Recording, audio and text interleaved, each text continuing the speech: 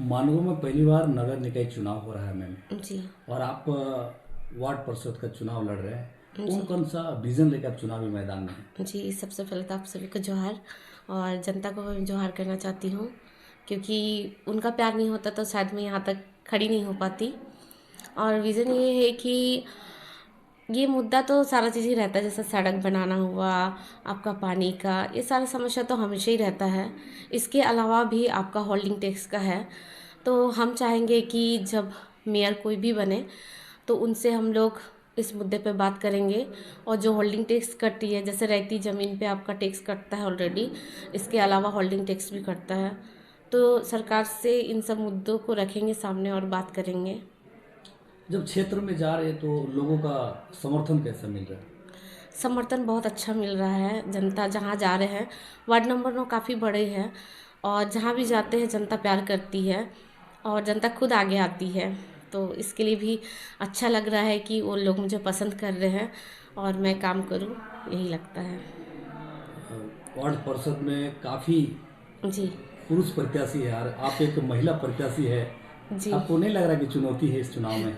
चुनौती बहुत बड़ा है, क्योंकि यहाँ पे पुरुष हर जगह पे आगे बढ़कर काम करते हैं, ऐसा नहीं है कि नहीं करते हैं। लेकिन महिला होने के नाते भी मैं हमेशा ही काम करती रही हूँ और अभी भी काम करना चाहती हूँ। संघर्ष बड़ा है लेकिन नामुमकिन नहीं है, और जनता प्यार करती है, इससे बड़ा चीज़ और क्या चाहिए कि वो लोग चाहते हैं कि मैं काम करूँ उनके लिए। मैम, चुनौती तो है आपके जी। साथ, जी। लेकिन जब आप इस चुनावी मैदान में हैं और चुनावी जीत के जब जी। पार्षद बनेंगे तो पहला ऐसा कौन सा काम होगा जनता का? सबसे पहले तो जनता को बहुत सारा प्यार दूंगी, क्योंकि उनके वजह से ही मैं जीतूंगी पार्षद का चुनाव। और सबसे बड़ा काम रहेगा कि जहाँ जहाँ पे जो जो काम रहेगा वो वहाँ वहाँ की जनता को ही मैं सबसे पहले सौंपूंगी। वहाँ वहाँ से ही एक एक, मतलब वहाँ वहाँ से जो जो काम करने के इच्छुक रहेंगे उन्हें ही देकर मैं काम कराऊंगी। खुद से आगे नहीं जाना है मुझे, क्योंकि जो जहाँ की जनता है उनको वहाँ का समस्या सबसे ज़्यादा पता है। तो उन लोगों में बांटकर ही काम करूंगी, मैं अकेले ऐसा कोई काम नहीं करना चाहती। मैम, क्षेत्र में आए दिन जी। युवा नशा की ओर जा रहे हैं। जी। इसके लिए आप क्या काम करेंगे? जी, ये तो बहुत बड़ी समस्या है। धन्यवाद आपका। मैंने ये सोचा हुआ था और आपने मुझे पूछ भी लिया। इसके लिए हम लोग का देश पूरा बर्बाद हो रहा है। घर से शुरू होके पूरा देश तक चले जा रहा है।